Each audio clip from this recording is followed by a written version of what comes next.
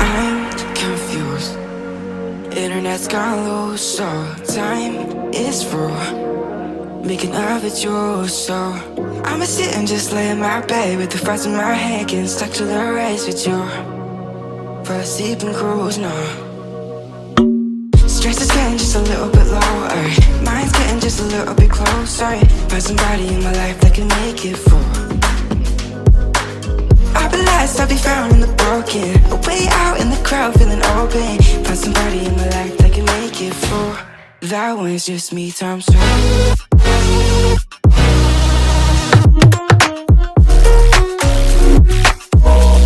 That was just me times two.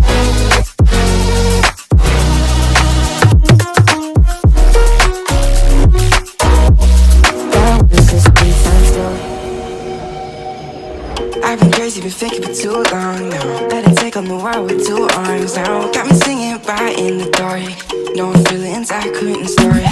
Ooh, and I swear I proved all the ways I'm here. Got my drink and trying to get what to do, yeah. I better fake it, yeah, we can work together till we make it. Better take a life like we're running out of patience. My mind's gone out way too far. Yeah, I'm not right, but I'm here. Better fake it, yeah, we can work together till we make it. Better take a life like we're running out of pages. I know that times have been hard, but that's alright, cause we found out. Stress is getting just a little bit lower. Mine's getting just a little bit closer. Find somebody in my life that can make it through. I'll be lost, I'll be found in the broken. Way out in the crowd, feeling open. Find somebody in my life that can make it through. That one's just me times two.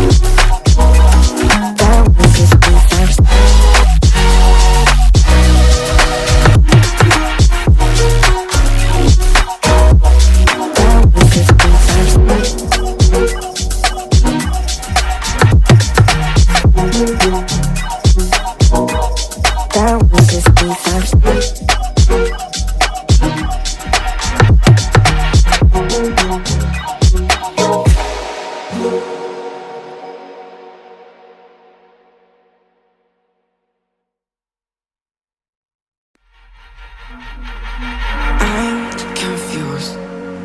Internet's gone loose, so time is through. Making of it yours, so I'ma sit and just lay in my bed with the thoughts in my head, getting stuck to the race with you. For a sleeping cruise, no. Stress is just a little bit lower. Mind's getting just a little bit closer. Find somebody in my life that can make it through. Hi! Good afternoon everyone! And first, again, this is Kat. And if you are, bago ka lang, English anak. And guys, kung bago ka lang sa sa vlog ko, comment down below and don't forget to like and subscribe. And of course, and for this one, this is short 3 and this one is tower 1 and this one actually is 11th floor. So sa mga lower floor guys, huwag na kayong mag-agabuhay, magalit-galit na kayo sa SMDC. Kung naka-bank loan na kayo or nabayaran nyo na yung cash, yung remaining balance ng unit nyo. So you have the right to actually ask the SMDC for turnover of your unit. Imagine, if hindi pa turnover or delay yung turnover sa inyo, how much you lost kung hindi pa siya na-rent out. Ayan! And of course, guys, this one is ka Ma'am Benalyn. Ayan, Ma'am Benalyn Lopez. Ayan, Benalyn. Hindi Benalyn. Benalyn. And this one, of course, sa husband niya kay Sir Lou. Kasi Singaporean ata yung kaya ito masyadong pronounce. Louie Kineme. Basta alam niya na sa husband niya. Thank you so much for watching, guys. And this one, finally, this one is rented out na yan. Ayan. You know what? It's so very easy. They just give me all the keys. Medyo matababa ako dyan. Alam mo ito kasi yung sinuot ko, my God. So, kailangan ko kasi pag ako, hindi ako hindi stomach ache. Diyos ko, parang buntis. Sarap mo may And kidding aside, guys, this one is rented out now, finally. After they give me the key, this actually is 2 units. This one is 1182 and the other one is 11 very masaya, 1184. But for this one, 1182, this one is rented out na. Congratulations! Ayan, pinili sila. So, mga advice sa mga unit owner, syempre, yung iba kasi first time nila maging unit owner, I mean, first unit nila here at MOA area. So, the good thing about it, guys, bibigyan ko kayo ng tips kung paano rented out yung unit. It's very easy. For this one, I just done all the furnishing just yesterday. And they get it just yesterday also. Ayan. Because they are so excited to check the unit. I told them it's not yet ready. But they told me it's okay now. We will pay. Ayan. And of course, upon entering, gonna see all of this. And this one, guys, it's Suites B. Compared to Suites A, ang Suites B, guys, kailangan nyo bonggahan, kailangan nyo ayusin na maayos kasi mas advantage yung unit ng Suites A compare sa B. I'm sorry to tell you guys, yun talaga ang reality, totoo talaga yun. Kasi yung Suites A, may ventilation. So usually, yung mga owner, yung mga tenant, ang kinukuha nila is Suites A. So pag Suites B ang unit nyo, guys, ayusin nyo ng very, just like this one. Ayan. At siguro ko yung agent kaya kinuha nila. Charot. Pinalarasok ba naman sila yun dito? And of course, upon entering, guys, we have here at your left. Ayan, this is a toilet and bath. And if you'll notice, I have here, this is the heater, guys. And you all also have to check because you need to actually install a socket here. Kasi wala pa siyang socket, guys. So, hindi pa gagana yung pag wala siyang socket. So, you have to put the socket here. So, I just asked the electrician to do it. Then, of course, we have here, ito yung mahiwagang ayan, yung toilet bowl. And of course, this is the, this is the short. This is the automatic washing machine. And of course, this is deliverables. Upon turnover, meron na to, guys. Yan ang ibig sabihin ng deliverables. And of course, ayan, this is the toilet and bath. And for this one, since this one is a family Suites B, so I really wanted to make it more attractive than Suites A. Ayan, of course. And of course, this is the kitchen part. And I'll show you guys here. This is the kitchen part. This is deliverables. Pwera lang guys sa fire extinguisher. The rest, this thing is deliverables. This overhead cabinets. This is the counter cooktop and etc. sink. Ayan. And of course, this one is economic inverter. And this one is 2 doors na refrigerator. Don't add or don't put a 1-door refrigerator. Number 1 na ganyan sa kanila natin tingnan yung ref. Kasi normally, they just froze their food. Init-init lang sila gano'n. Kaya kailangan natin ng microwave kasi laging microwave lang yung food nila, guys. So kailangan, eto yung ref mo, 2 doors, kasi nag-stack sila ng food nila. Hindi kasi sila usually nagluluto talaga. Then eto yung microwave. Eto yung number 1 din. My gosh, bawal silang mag-stay na walang microwave. Ngarating kanila. And this is my new version of dining set. Unlike before, guys, the marble top is quite bigger than the usual. Is it, against the light? Oh, you go. It's okay. Then this one, medyo maliit na siya now compared sa naunang marble top. Ayan. Showed it doon. Ayan. And of course, with featuring my LB bag na pink. Ayan. And this one is pretty good na, guys. Ayan. Oh, ayan. The quality is good, honestly. And of course, I have to customize that sofa. Pwede ba kumupo para yung hindi mo siya nakita? Ayan, guys, I really have to customize the sofa because I really wanted to make all the furnitures here long-lasting. Ibig sabihin na quality is good, so hindi na kayo put up pa again or magpapalit ng sofa afterwards or after the contract or after a year. Kasi the quality of the sofa is a customized and napaka-sharp. And sometimes they ask me kung pwede daw bang sofa because may fall out na bed. Ang mga Chinese naman normally hindi naman talaga sila extended sa family and friends. So usually yung tenant lang, they just actually sleep here Hindi sila katulad ng Filipino extended family, pupunta yung mga kamag-anak, pupunta yung mga aswang na, mga hindi sila ganun guys. So usually naka-stay lang sila doon para sa sleep nila after nila mag-work. Ayan. Kasi this one naman, hindi pa turn over yung amenity. So kung Pilipino yung naka-stay, magagalit kasi ano pa yung paniliguan nilang pool? Wala, di ba? So sa SMDC, mabilis naman yung pool. May ganun, mabayad naman ng condo Diyos. Napakahirap pumunta pa ng shore 1 or shore 2 para maligo. Kahit isang pool lang. For this video, my gosh! And of course, I would like to say hi kay Benalyn, ayan, Lopez. And of course, sa kapatid niya, I met them personally. So they just hand me the key. Si kuya niya, at of course, yung Diyosawa niya, ayan. And just go, this one, I really love it. I love it. This is one, when so this, the frames, sabi ko, kukunin ko to. I love it. Even expensive, I really love it. Tingnan mo, siya nakapagbigay ng buhay. Meron siyang beads. Tingnan mo doon, kailangan ko ng bear para maganda yung effect. Ayan. Ayan, di ba? Dito man na sa akin pa. Oh, pailaw mo ba? Hindi to pang hindi to pang salon, ha? Ano to, nice, stand lang to. Huwag kayong huwag kayong daisy, huwag kayong maritas dyan. Dito, riband. This is actually a stand lang. Then, of course, I have to add here, guys, the total blackout curtain, 100%. Tchadan! Ang ganda ng view. And the good thing about it, lagi kong sinasabi, may signal. Yun ang pinaka-number 1 na tinitingnan ng tenant. Kung may signal or wala. Ito may signal. Halika dito. Halika dito, mama. Ayan, pa. Oh. Ayan. Di ba perfect? The view is pretty good sa balcony. Show them doon. Ayan. And that one is a shore 2. Tower 3. Ayan. And if you'll notice, guys, kita mo naman ako doon, nasa yung effort ko. And if you will notice guys, may abang siyang bridge kasi supposedly dapat ang shore is complex. 1, 2, 3 dapat may mga bridge sila sa kada building. Ayan, may abang siya. Ipakita mo doon, ayan yung abang sa may gabi.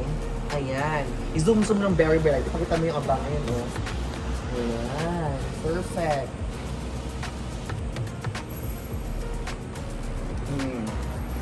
Ko. O sige, go. Dito naman ulit. Ayan. Hindi ba against the light? O dito. And guys, you know what? The good thing about me, wala akong management fee. Wala akong hinihingi na management fee. Pero wala rin akong service fee. I just only get commission basis lang, which is standard. Kung 1 year contract, I get 1 month as commission. Of 6 months na contract, I get half month as a commission. For example, this one has rented out for 25,000. So I only get 12,500 kasi 6 months ang contract. Renewable siya, guys. Huwag kayong malungkot, huwag kayong masad. Renewable siya after 6 months. Ayan. And compares to other agent, I'm not saying that they are na. Charing-charing lang. You know what? I am personally supervising all the things that done here. I mean, the installation, the bed, the sofa, and everything. I really have to do it by myself. You know, I don't even want to ask my assistant to go there because I don't have one. I do it personally kasi I really wanted to touch, parang may connection ako between the owner and of course between me and the owner because I really wanted them to feel na very yung investment nila is very good and hindi sila magsisisi. Ayan. And of course, we're going to actually, I forgot to tell you guys, ito pala sa sobrang kong chika. Nakalimutan kong sabihin. Ayan ang fan light. Ayan. Ayan, nag-get tayo on. Ayan. Huwag mo akong pahiya. Gumana naman, mama. It's a 3-way. Tricolor siya na fan light. Ayan, I'll show you guys. Ayan ang pa. Iba. Ayan ang Ito pala yung natin kanina para maganda yung ilaw sa video. Ayan, Ayan. Ito na lang yung meron. Ayan, warm. Ito yung favorite ko na warm. Ayan. Very good siya, di ba? Ayan ang fan light. Pag switch B ang unit mo, lagyan mo ng fan light. And it's a very good thing actually, kasi binutasan nila dito. Tingnan nyo guys. Binutasan nila dito. Compare naman dun sa ang SR Residency, nila yung binutasan dito. Kasi total siya, walang ingay. Pag kumakatok yung pag naniningil ako sa shore, sa SR Residences, Kaya kahit katukin mo yung switch B, bungol sila, hindi na talaga maririnig. Kasi super kulog. Hindi na maririnig sa switch B, ha? So, ang ginawa ko, ito na nga, ang switch B. Ito yung room niya, guys. So, ito yung room, charan. Medyo dim light dito, okay lang? Okay lang? Malinaw na kahit dim light. Ayan, tingnan mo, napaka-romantic. My God! Feeling ko mag-easy dito, kailangan ko na ng jowa. Ayan. So, diba? Napaka-romantic ng pailaw ko. Very good ako. And of course, this is 2 doors na wardrobe cabinet. See? Ayan. This one is a wardrobe cabinet. And it's a very good thing. The quality is very good. And if you can see, there's a mirror at the wardrobe cabinet. Parang sanda bila. Charis. And of course, may hamiran siya dyan. At meron siya dyan gaya ng mga nik-anek. Ayan o. Lagyan siya rin ng keme-keme.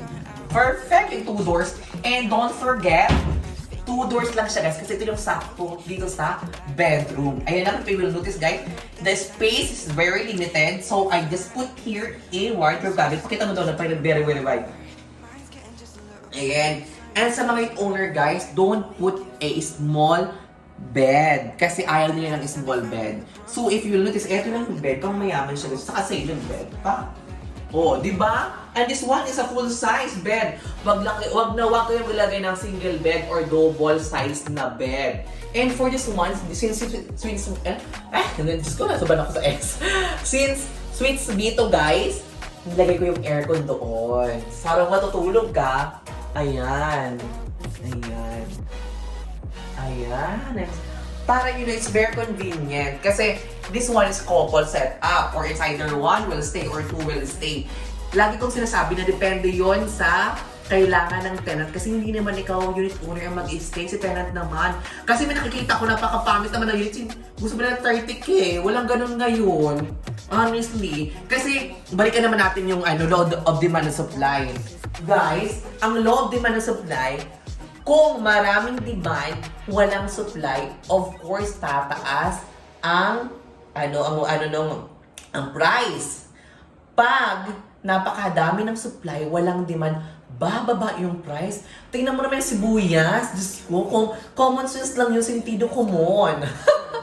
Before, napakataas ng demand, walang supply. Umabot ngayon siya ng 55,000. So ngayon, tinatanong niya sa akin kung babalik daw. Eto guys, ang masasabi ko, sasagutin ko na yan. Now, exclusive. Babalik, of course, since ito yung pinaka-lowest point when it comes sa rentals. And of course, sa resale, guys, doon naman to galing before, tumaas lang. Ganun lang yung flow, spaghetti pababa, spaghetti pataas. So ngayon, mababa siya. Siyempre, pupunta yan sa taas. Alam ka naman, bumaba pa. Ayan guys, sa mga unit owner ko na owner student, alam na nila yan. Kasi nga, owner student sila. Sa mga hindi naman, huwag naman kayo gumamit ng mga harsh na words sa mga low ballers. Hindi naman lang kayo yung anak ng Diyos. Diyos ko, yung mga owner naman na iba, huwag kayo gumamit ng mga pangit na word. Kasi nagre-reflect yun sa sarili nyo, hindi naman yung nagre-reflect yun sa ibang agent or sa ibang owner. Huwag kayo gumamit na gano'n. Kasi mabasa pa yan ng mga anak nyo, may mga anak din kayo. Iwasan nyo maging masalimutan buhay, iwasan nyo maging negative. Diyos ko, lagi kayong positive, huwag lang sa COVID. Sa mga owner, huwag kayong gumamit ng mga word ng papangit naman, guys. Huwag galit kayo sa kapwa. Huwag kayong gano'n. Ayan, para masarap yung yung pagkain. Buti nila yung white owner ko, mga honor students sila compared sa mga hindi masyado. Ayan. And of course, sa may outfit, pang malakasan yung agent nyo. Kayo, pa! Oh, sorry. Pa! Oh, di ba? Mahihiya sila pa nagpa-viewing sila. Nakaganito ako, my God! Pag hindi nila kukunin, yan ako sila dito. Charing! And today is Thursday. And of course, I'm so busy lagi. So I really wanted to say sorry sa lahat ng unit owner na kung kailangan ng answer yung mga question nila or whatsoever. Sa mga unit owner naman na panay tanong lang, Diyos ko, ibigay nyo ng susi, I can do the rest. Pero kung panay tanong lang, I don't have so much time, I'm so sorry. So, nagluno ako. And that's it for today, guys. And this one is rented out na. I really want to say thank you so much kay Ma'am Benalyn. Of course, sa asawa niya, Benalyn pala, hindi Benalyn. Alam mo naman kayo yung mga Bisaya, yung matatigas pinapalambot, yung mga malambot pinapatigas. Ayan! And keep safe everyone! Bye-bye!